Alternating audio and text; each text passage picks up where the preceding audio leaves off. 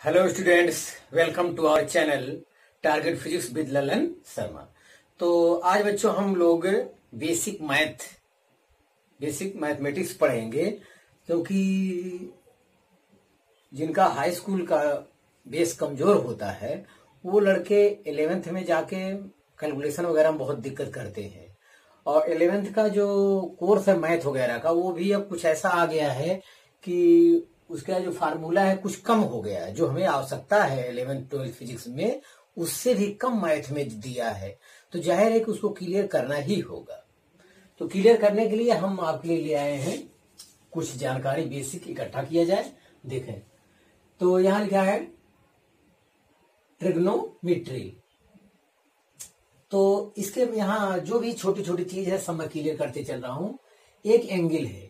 Angle अगर हम लोग एंटी क्लॉकवाइज लेते हैं इस डायरेक्शन में, घड़ी के विपरीत दिशा में, तब तो एंगल पॉजिटिव लिया जाएगा। देखिए यहां तीर में लगाया हूं, थीटा है पॉजिटिव, एंटी क्लॉकवाइज, तो ये पॉजिटिव आएगा। अगर यही एंगल मैं नीचे लेना लगूं तो ये निगेटिव हो जाएगा। निगेटिव कब होता है? क्लॉकवाइज, जब घड़ी की दिशा में आप गति करेंगे, इधर की ओर चल करें, हाँ घड़ी की दिशा में। तो ये आपको जानना था। यहाँ फिगर में सब कुछ बात क्लियर है। हम लोग ये भी जानते होंगे एक अंश बराबर होता है 60 मिनट के। मिनट के लिए एक बार डैश लगाने पर मिनट हो जाता है, चाहे डैश लगाएं या पूरे सेंटेंस लिखें। फिर एक मिनट बराबर कितना होता है? 60 सेकंड के। सेकंड के लिए डबल डैश होता है या सेकंड प्रयोग करें। वन राइट एंगल, एक समकोण जो है 90 डिग्री के बराबर होता है, 90 अंश। और also one right angle is equal to π/2 radian. तो ये आपको जानना है, सब कुछ लिखा है, बहुत कम समय में हो जाएगा। आगे फिर देखेंगे to convert an angle from degree to radian, multiply it by 1/π/80। ये ध्यान देना है आपको। हमें डिवीजन कर देता हूं। तो अगर किसी कोण को डिग्री से रेडियन में कन्वर्ट करना है तो 180/π/180 से आपको गुणा करना चाहिए। डिग्री बोले तो जैसे 45 अंश, 45 अंश। इसको आपको रेडियन में अगर बदलना है तो रेडियन में बदलने के लिए π/180 से गुणा करेंगे। ध्यान दें, जिसमें बदलना रहेगा ये ऊपर रहेगा। रेडियन बदलना है तो रेडियन ऊपर, पाई रेडियन होता है, 100 अंश डिग्री होता है। तो ध्यान दें, तो π/180 से गुणा कर देना। ये 45 दूनी 90, इतना चौका, मतलब π/4। तो चाहे 45 अंश लिखें या π/4 लिखें, इस टाइप से बदलना होगा। तो आपको ये लाइन क्लियर होना चाहिए। ध्यान दें, अगला कह रहा है to convert an angle from radian to degree. अगर रेडियन से डिग्री में जैसे 3π/4 दिया है तो आप 3π/4 लिख दीजिए। अब ये कह रहा है डिग्री में बदलने के लिए, डिग्री तो डिग्री ऊपर करिए। अब की बार क्या करेंगे? 180/π से गुणा करेंगे। देखिए कभी कभी ऐसा भी सवाल में आ जाता है कि यहाँ 180 पाई के स्थान पे 180 रख देते हैं लोग, वो भी ठीक है, लेकिन कभी कभी धोखा हो जाता है, अननोन, कभी कभी इससे गलती भी हो जाता है। इसलिए आप केवल रूल का, नियम का पालन करें। पाई, जिससे यहाँ पाई कट गया, पाई के स्थान पे 180 रख दिया, तब भी तो आंसर मेरा आ रहा है। लेकिन इससे कभी कभी प्रॉब्लम भी आ जाती है, ऐसा कुछ घुमा के दे देते हैं कि आपका आंसर गलत हो जाता है। तो आप बिल्कुल भी नियम का उल्लंघन ना करें। आपको डिग्री से रेडियन में चाहिए तो π/180 से गुणा करें, और रेडियन में पहले से दिया है तो 180/π से गुणा करें डिग्री के लिए। तो जिसमें कन्वर्ट करना रहेगा वो अंश में रहेगा। ध्यान दें, 180/π, तो यहां पाई से पाई कट जाएगा, तो पाई से पाई कट जाएगा। 4 चौक 16, 4 25, 45, 3 5 15, 5 हासिल, 3 चौक 12, 13, 135 अंश। तो इस टाइप से आपका यहाँ हो जाएगा 135। तो ये 2 पॉइंट आप क्लियर करिए। तो ये बहुत जरूरी पॉइंट है, ये आपको जानना चाहिए। फिर आगे देखते हैं ट्राइगोनोमेट्रिकल रेशियो, RT रेशियो, इसे शॉर्ट में हम कह देते हैं। टी लिख दिए, देखिए मतलब ट्रिग्नोमेट्रिकल, त्रिकोणमितीय रेशियो है, अनुपात है। हाँ, तो हम लोग सूत्र सब लोग जानते होंगे। साइन थीटा बराबर लंब बटे कर्ण होता है, परपेंडिकुलर अपॉन हाइपोटेनियस, या फिगर के अनुसार mn/o परपेंडिकुलर, ये mn अपान ओ एम, या साइन थीटा बराबर केवल p अपान, ये सही तो लिखा था यार, ओ एन, ठीक है। साइन थीटा बराबर लंब बटे कर्ण, कर्ण ये है हाइपोटेनियस, तो ये ओ एन है, तो M N upon O N, ठीक लिखा था। या शार्ट में और साइन थीटा बराबर पी अपान एच, माने परपेंडिकुलर अपान हाइपोटेनियस, ये विकर्ण को, डायगोनल को कहा जाता है। हाँ, ये संकेत में हो गया केवल। कास थीटा बराबर बेस अपान हाइपोटेनियस, आधार बटे कर्ण होता है, तो आधार है आपका M N upon O N हो जाएगा, ये भी clear. Cos theta equal to base के लिए बी प्रयोग करते हैं, हाइपोटेनियस के लिए एच प्रयोग करते हैं। tan थीटा बराबर परपेंडिकुलर अपान बेस, लंब अपान आधार, तो P अपान एच हो जाएगा, P अपान बी हो जाएगा, बिल्कुल क्लियर। कासिक थीटा बच्चों जो होता है वो साइन का उल्टा होता है, तो कासिक थीटा बराबर होता है 1 अपान साइन थीटा, 1 अपान साइन थीटा होता है, तो यही साइन की वैल्यू अपन उल्टा कर लेते हैं, हाइपोटेनियस अपान परपेंडिकुलर कर लिए हैं यहाँ पे, ये हो जाएगा आपका। और ये मैं साफ कर दूं, आपको देखने में दिक्कत हो रही होगी। हाँ देखिए, और ये सेक थीटा बच्चों, ये कास का रिवर्स होता है, व्युत्क्रम होता है, तो सेक थीटा बराबर 1 अपान कास थीटा, तो कास थीटा का जो फार्मूला है बेस अपान हाइपोटेनियस, तो हाइपोटेनियस अपान बेस हो जाएगा, ये भी ठीक है। और काट थीटा जो टैन का रिवर्स होता है, व्युत्क्रम होता है, तो काट थीटा बराबर 1/tan थीटा, तो हो जाएगा बेस अपान परपेंडिकुलर, तो यहाँ है काट थीटा लंब बटे आधार, परपेंडिकुलर अपान बेस, यहां हो जाएगा बेस अपान परपेंडिकुलर। तो इतना हमें बताना था, आप इतना उतार लीजिए। इतना आप उतारेंगे तो इसकी सहायता से कुछ और फार्मूले आपके बनेंगे सब।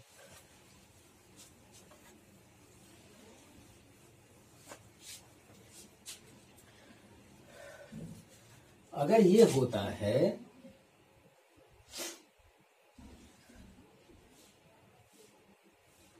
अगर होता है कॉसेक थीटा बराबर होता है 1 अपान साइन थीटा, तो इसकी सहायता से हम लिख सकते हैं sine theta into cosec theta equal to 1, एक फार्मूला ये भी आपको जानना चाहिए। अगर सेक थीटा इक्वल टू होता है 1 अपान कास थीटा, तो इसकी सहायता से तीरे गुणा करके लिख सकते हैं cos theta into sec theta equal to क्या होता है 1, ये भी एक सूत्र हो गया। अगर होता है cot theta equal to 1 upon tan theta होता है, तो यहां लिख सकते हैं बच्चों tan theta into cot theta equal to 1, ये भी एक फार्मूला है, तो ये आपको जानना चाहिए। अगर हाँ, ये 3 आपका ये हो गया। और फिर tan थीटा बराबर आप जैसे कहते हो tan थीटा इक्वल टू क्या होता है, tan theta equal to P upon B, P upon B होता है, परपेंडिकुलर अपान बेस, दोनों में हाइपोटेनियस से क्या कर दें, डिवाइड कर दें आंसर में, तो परपेंडिकुलर अपान हाइपोटेनियस ही हो जाएगा क्या, साइन थीटा, और बेस अपान हाइपोटेनियस ही हो जाएगा क्या, कास थीटा। तो आज से आपके लिए tan थीटा का एक सूत्र ये भी है, tan थीटा बराबर क्या, sine theta upon cos theta. ठीक इसी प्रकार कॉट थीटा बराबर होता है क्या, कॉट थीटा बराबर यही उल्टा हो जाएगा, cos theta upon sine theta होता है। ये 3 हो गया, ये 4 हो गया, ये आपका 5वां फार्मूला। ये सब फार्मूले बनते जा रहे हैं, तो आपसे रिक्वेस्ट है आप इसे उतार लीजिए।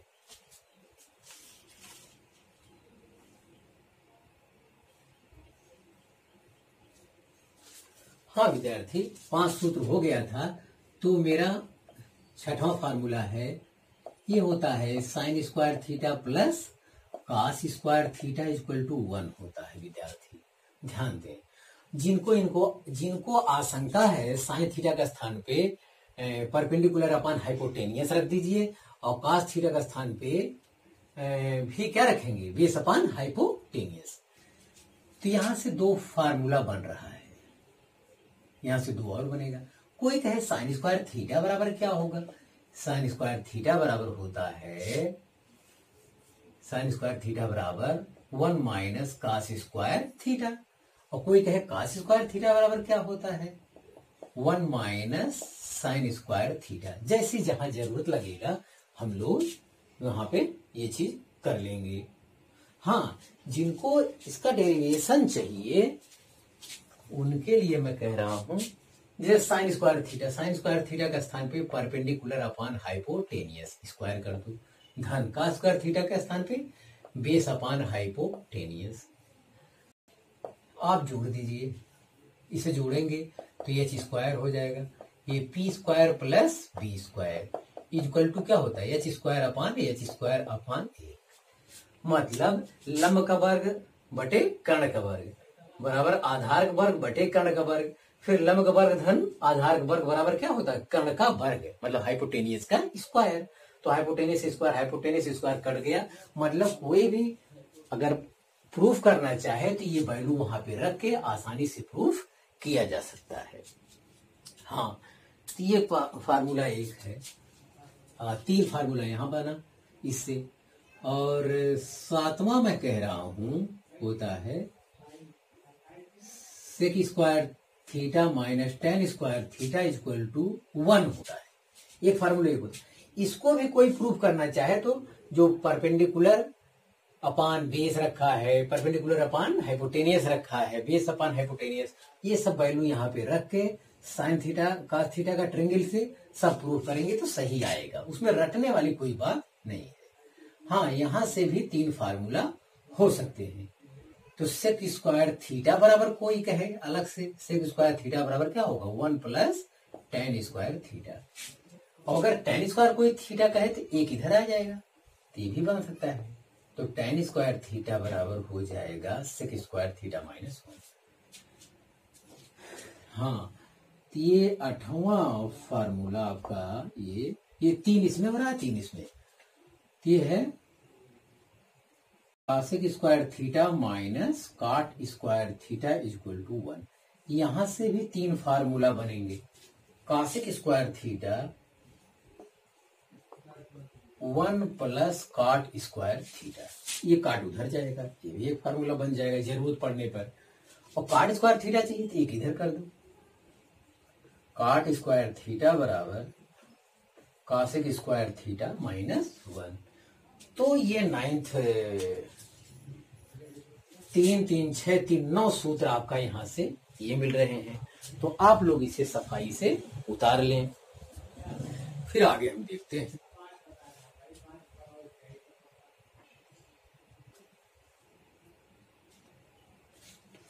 हाँ बच्चों, अब हम लोग जो है 30 अंश, 60 अंश, 45 अंश, 90 अंश, 0 अंश, ये 4 एंगल का अध्ययन करेंगे। तो इसका डेरिवेशन हम करते हैं, क्योंकि लड़के जो है रट रट के एकदम परेशान हो जाते हैं बेचारे, और थोड़ा डेरिवेशन कर लेंगे तो उनके लिए आसान हो जाएगा, और वो वीडियो देख लेंगे। यहाँ देखें,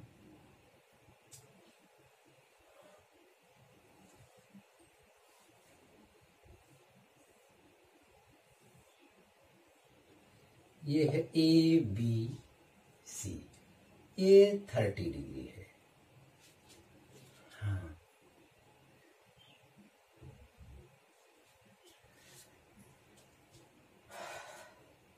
ये 30 डिग्री है, ये परपेंडिकुलर है, इसका मान चाहिए। तो ये होता है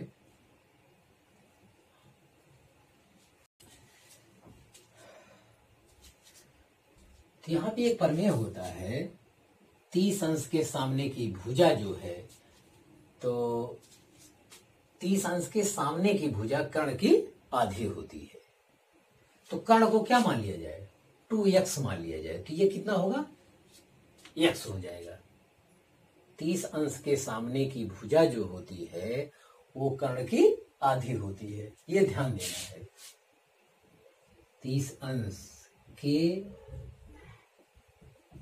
सामने की भुजा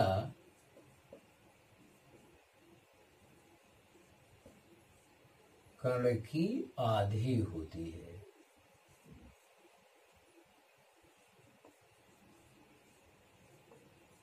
हाँ, ये तो आपको ये प्रमेय है, ये हाई स्कूल लेवल पे है। 30 अंश के सामने की भुजा कर्ण की आधी होती है, केवल इतना जानना है। तो length of in front of 30 degree is equal to half as compare to hypotenuse.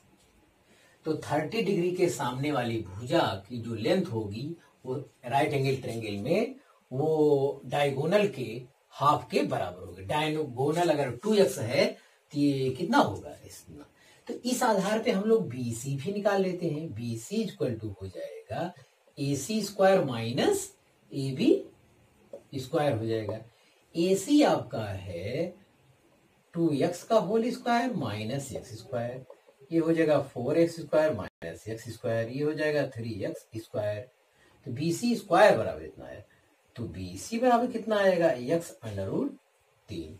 यहाँ पे x अंडर रूट 3 आपको क्या कर लेना चाहिए, लिख लेना चाहिए। बस बच्चों अब कुछ भी करने की जरूरत नहीं, इतने से हमारा सारा काम हो जाएगा। अब देखिए sine 30 degree is equal to perpendicular upon hypotenuse. Perpendicular कितना है x अपॉन हाइपोटेनियस कितना है 2x, x कर जाए कितना है साइन 30 मान कितना होता है 1/2 cos 30 बराबर बेस अपॉन हाइपोटेनियस। तो बेस आपका कितना है x under root 3 upon hypotenuse कितना है 2x, x कर जाएगा अंडर रूट 3/2। cos 30 अंश का मान होता है अंडर रूट 3/2। फिर होता है tan 30 में परपेंडिकुलर अपॉन बेस होता है। परपेंडिकुलर आपका है x और बेस आपका है x अंडर रूट 3। तो x कट जाएगा, ये हो जाएगा 1 अपॉन अंडर रूट 3। बच्चों ये आप उतारिए। हाँ, वहां से ये परपेंडिकुलर आपका है, ये बेस आपका है और ये हाइपोटेनियस विकर्ण आपका है। तो ये वहां से वैल्यू आप रखते जाइए, आता चला जाएगा। रही बात कासेक 30 की, कासेक 30 तो उसमें समझ की बात है। कासेक 30 सब लोग जानते हैं 1 अपॉन साइन 30 के बराबर होगा, तो जाहिर है कितना हो जाएगा, ये 2 हो जाएगा। Sec 30 equal to 1 upon cos 30 equal to क्या हो जाएगा, ये 2 अपॉन अंडर रूट 3 हो जाएगा। फिर ये हो जाएगा cot 30 इक्वल टू सब लोग जानते हैं 1 अपॉन tan 30, ये कितना हो जाएगा अंडर रूट 3 हो जाएगा। तो हम समझते हैं आपको 30 अंश का त्रिकोणमिति अनुपात आपको आ गया होगा। तो आप लोग इसे उतार लीजिए।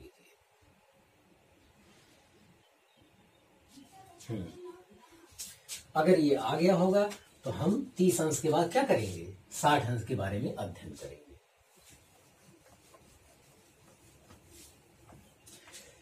तब की बार 30 के स्थान में क्या करेंगे, 60 अंश का अध्ययन करेंगे।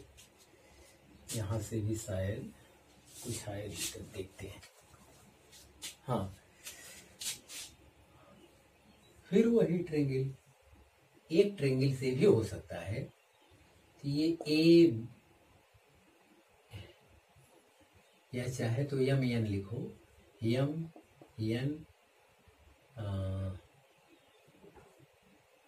MNO कुछ भी लिख दो, ठीक है। तो ये आपकी एंगल 60 ले देते हैं। हाँ, तो फिर वही केस आएगा। अगर ये 60 ले लिए हैं तो जाहिर ये कोण अपने आप पे क्या हो जाएगा, 30 हो जाएगा। तो फिर कहेंगे 30 अंश के सामने की भुजा डायगोनल की क्या होती है, आधी होती है। तो ये विकर्ण डायगोनल मैं निकालूंगा तो फिर कितना आएगा, x अंडर रूट 3 आएगा, जैसा कि अभी निकाला था। लंब का स्क्वायर बराबर कर्ण का स्क्वायर माइनस बेस का स्क्वायर। फिर करेंगे, फिर वही 4x square minus x square 3x square का वर्गमूल x अंडर रूट 3 आएगा। तो ये भी आएगा। और फिर यही फार्मूला 30 अंश के सामने भुजा कर्ण की आधी होती है, ये 60 है तो जाहिर है 30 अंश के सामने की भुजा कर्ण की आधी होती है, तो कर्ण को 2x मान लो तो 100 हो जाएगा। हाँ, तो ध्यान दें, यहाँ आपको आशंका है तो 30 लिख दीजिए, हमें कोई एतराज नहीं। यहाँ फिर कहेंगे साइन 60 अंश बराबर परपेंडिकुलर अपॉन हाइपोटेनियस। तो परपेंडिकुलर कितना है, x under root 3 upon hypotenuse कितना है 2x, तो x से x कट जाएगा। साइन 60 का मान कितना होता है, अंडर रूट 3/2 होता है। फिर होता है cos 60 अंश बराबर बेस अपॉन हाइपोटेनियस। बेस आपका कितना है x अपॉन 2x, x से x कट जाएगा, कितना आएगा 1/2 आएगा। फिर आएगा tan 60 परपेंडिकुलर अपॉन बेस होता है।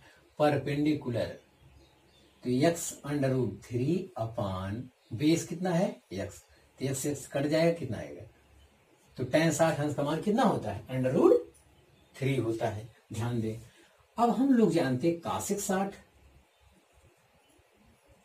60 इक्वल टू होता है 1 अपॉन साइन 60, तो ये पलट लेंगे तो आएगा 2 अपॉन अंडर रूट 3। सेक 60 अंश बराबर 1/cos 60 बराबर ये हो जाएगा कितना 2 अपॉन 1 मतलब 2, और फिर हो जाएगा cot 60, ये हो जाएगा 1/tan 60। 1/tan 60 मतलब इतना बटा 1 है, तो 1/1 upon under root 3। cot 60 tan 30 अंश के क्या होता है बराबर होता है, ये भी ध्यान देना है। तो 3 फारो 6 ये हो गया। तो सॉरी, यहां लिखना है, अब की बार हेडिंग क्या लिखना है, 60 अंश का त्रिकोणमितीय अनुपात। तो 60 अंश वाला केस यहाँ पे हो गया बच्चों, आप इसे उतार लें। हाँ, 60 अंश के बाद अब की बार जो हम लोग अध्ययन करेंगे वो 45 अंश का त्रिकोणमितीय अनुपात का हम लोग अध्ययन करेंगे। तो इसका देखें, 60 अंश के बाद 45 डिग्री का, ये देखिए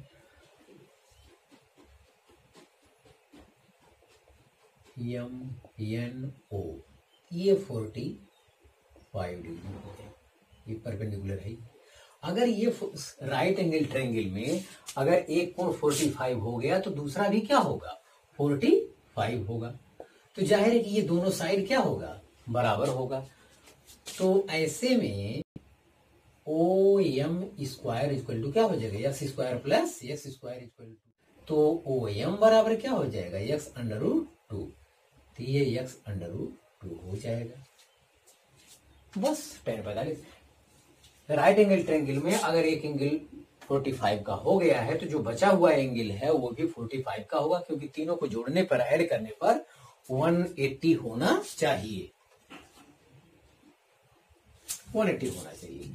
तो फिर देखिए बच्चों, sine 45 equal to perpendicular upon hypotenuse, perpendicular है x upon x under root 2, तो x से x कट जाएगा, तो साइन 45 मान 1 अपॉन रूट 2 होता है। फिर cos 45, ये बेस अपॉन हाइपोटेनियस, बेस कितना है x upon hypotenuse x under root 2, इससे कट जाएगा। फिर वो इसका मतलब साइन 45 cos 45 दोनों को मान 1 अपॉन रूट 2 होता है। फिर tan 45 लिखेंगे परपेंडिकुलर अपॉन बेस, ये x अपॉन x हो जाएगा, कट जाएगा, कितना tan 45 हमारा कितना होता है 1 होता है। अब इसका उल्टा लेंगे, cosec 45 equal to 1 upon sine 45, ये पलट जाएगा, तो cosec 45 का मान आज से आपको जानना है रूट 2 होता है। sec 45 equal to 1 upon cos 45 equal to इसका भी मान कितना होगा 2, और cot 45 equal to 1 upon tan 45 equal to 1 का उल्टा भी रिवर्स भी क्या होगा 1 ही होगा। तो ये 45 डिग्री का रेशियो हो गया।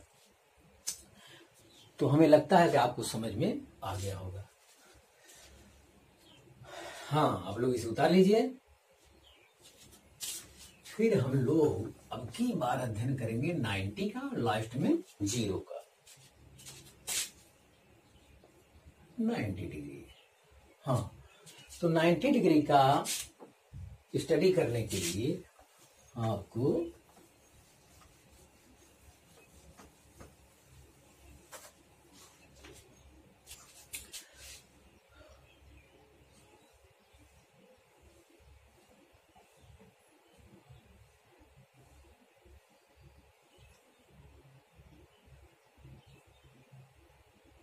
इसे सीढ़ी मानेंगे। इसे क्या मानेंगे? दीवार, वॉल।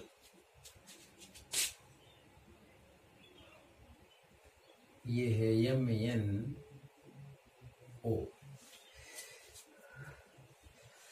तो हमें थीटा को क्या करना है? 90 करना है।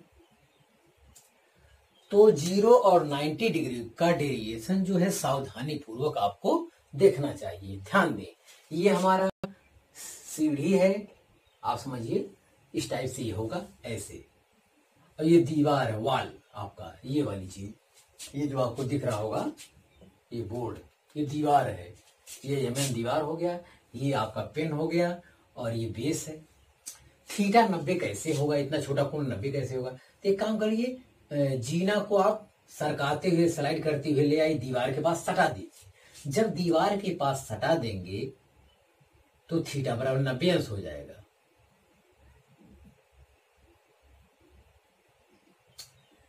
तो for theta is equal to 90 degree के लिए क्या होगा? OM बराबर क्या हो जाएगा? MN। वो क्या मान लेंगे? X मान लेंगे, ठीक है। और ये क्या हो जाएगा? और बेस ON इक्वल टू क्या मान लेंगे? 0। खूब ध्यान से देखिए आप लोग, थीटा 90 कब होगा? अब सीढ़ी को जब सटाएंगे दीवार से सट जाएगा, दीवार से सट जाएगा तो 90 अंश हो जाएगा, एकदम सीधी खड़ी हो जाएगी हमारी जीना, सीधा हो जाएगा। सीधा हो जाने से थीटा बराबर 90 अंश हो जाएगा, और 90 अंश का त्रिकोण 90 अंश जब हो जाएगा तो उस दशा में ये डायगोनल और ये क्या होता है? परपेंडिकुलर, दोनों समान हो जाएगा। OM बराबर क्या हो जाएगा? OM बराबर MN हो जाएगा, और वो हम मानकर क्या चल रहे हैं? X मान लेते हैं। ऐसी दशा में जब जीना यहाँ खसक के यहाँ आ जाएगा खिसक कर, तो बेस क्या हो जाएगा? हमारा 0 हो जाएगा। विद्यार्थी, ये रेशियो खत्म हो गया है, समझने वाली बात केवल इतना है। मैं फिर कह रहा हूं, ध्यान से देख लीजिए, ये जीना है, हमको थीटा बराबर 90 अंश करना, तो 90 अंश के लिए जीना को आपको करीब लाना होगा। ये सीढ़ी दीवार से सटा के यहाँ करना होगा। जब आप सटा देंगे तो एक ऐसा त्रिभुज बनेगा जिसका डायगोनल, हाइपोटेनियस और परपेंडिकुलर सेम हो जाएगा, और उसका बेस 0 हो जाएगा। ये तो मैं कह रहा हूं, ये चीज अगर ये समझ में आ गया है तो बस अब खत्म। अब साइन 90 अंश बराबर थीटा बराबर क्या हो गया? 90 अंश करने के लिए तो परपेंडिकुलर अपॉन हाइपोटेनियस, और परपेंडिकुलर हाइपोटेनियस दोनों कितना है? X है। ये कितना है? साइन 90 का मान कितना होता है? 1 होता है। आया। फिर देखिए, cos 90 डिग्री बराबर बेस अपॉन हाइपोटेनियस, तो बेस आपका कितना है? ये ON कितना है? सॉरी, बेस तो 0 है, 0 अपॉन X कितना आएगा? cos 90 का मान 0 होता है, क्योंकि इसका बेस क्या है? 0 है। हाँ, फिर tan 90 इक्वल टू होता है परपेंडिकुलर अपॉन बेस। परपेंडिकुलर कितना है? परपेंडिकुलर MN, वो X है। बेस कितना है? 0। तो किसी डिजिट में हम 0 से जब भाग देते हैं तो आता है इनफाइनाइट, अनडिफाइंड। क्या आता है? अनडिफाइंड या अपरिभाषित है, वो कहते हैं हिंदी में। हाँ, ये ध्यान दीजिए, बस खत्म हो गया, यही इतना समझना था। अब इसका उल्टा होता है cosec 90 equal to 1 upon sin 90। तो sin 90 मान 1 है, तो उसका रिवर्स भी 1 ही होगा। कितना होगा? 1 होगा। फिर sec 90 equal to 1 upon cos 90, और ये है 0 अपान 1 अपान 0, तो ये क्या हो जाएगा? sec 90 का मान इनफाइनाइट हो जाएगा, ये अनडिफाइंड है। फिर cot 90 equal to 1 upon tan 90, और tan 90 का मान इन्फिनिटी आता है। tan 90 में इन्फिनिटी, तो अब की बार क्या आएगा? 0। तो इन्फिनिटी के स्थान पे क्या लिखोगे? जैसे x अपान 0 लिख दिए तो 0 ऊपर जाएगा, 0 अपान x मतलब 0 ही होगा। तो ये 3 आप समझिए, तीनों का उल्टा कर ले जाएंगे आप लोग। यहां पे देखिए x अपान 0 करेंगे, 0 ऊपर हो जाएगा। तो tan 90 का मान इनफाइनाइट होता है। तो 90 अंश का त्रिकोणमितीय अनुपात हमारा हो गया। तो आप लोग इसे उतार लीजिए।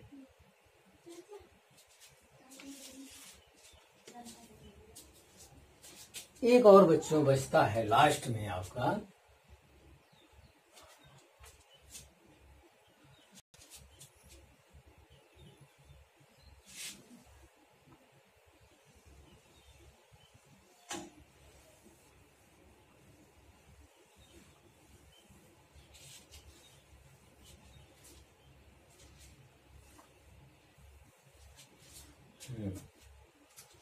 एक और बचता है 0 अंश।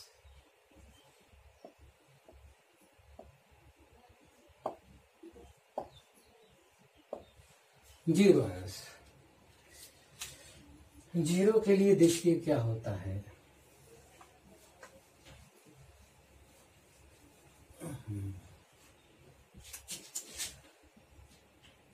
0 डिग्री के लिए त्रिकोणमितीय अनुपात 0 अंश के लिए। अब की बार हमें थीटा बराबर 0 डिग्री चाहिए बच्चों। तो 0 कब होगा? अब की बार जो आपका जीना है, सीढ़ी है, उसे आप दूर ले जाइए। दूर ले जाएंगे ऐसे। ये पेन है, ऐसे रखा था, तो ऐसे आप खसकाते हुए दूर ले जाएंगे तो गिर जाएगा तो एक ऐसा ट्रायंगल बनेगा जिसका क्या हो जाएगा? जिसका डायगोनल और बेस ON बराबर x हो जाएगा, और परपेंडिकुलर मतलब MN बराबर क्या हो जाएगा? 0 हो जाएगा। बस इतना केवल समझना था। अगर 0 अंश का त्रिकोणमितीय अनुपात का रेशियो आपको चाहिए, उसकी वैल्यू सब चाहिए 0 अंश वाले, तो आपको ध्यान देना है। ये आपका सीढ़ी हो जाएगा, अगर आपका दीवार हो जाएगा। थीटा को 0 करने के लिए सीढ़ी को आप इधर खिसकाइए तो ऐसा सीधा हो जाएगा। जब सीधा हो जाएगा तो एक ऐसा ट्रायंगल बनेगा जिसका बेस और हाइपोटेनियस सेम हो जाएगा, लेकिन उसका परपेंडिकुलर नहीं होगा। तो आप ध्यान दीजिए, एक ऐसा ट्रायंगल है जिसका बेस और हाइपोटेनियस सेम है, वो x के बराबर मान लेते हैं, और उसका परपेंडिकुलर कितना होता है? 0 होता है। ये है। हाँ, तो sin 0 बराबर परपेंडिकुलर अपॉन हाइपोटेनियस। इसका परपेंडिकुलर कितना है? इसका परपेंडिकुलर MN है। MN बराबर कितना है? 0 बटे हाइपोटेनियस कितना है? x है।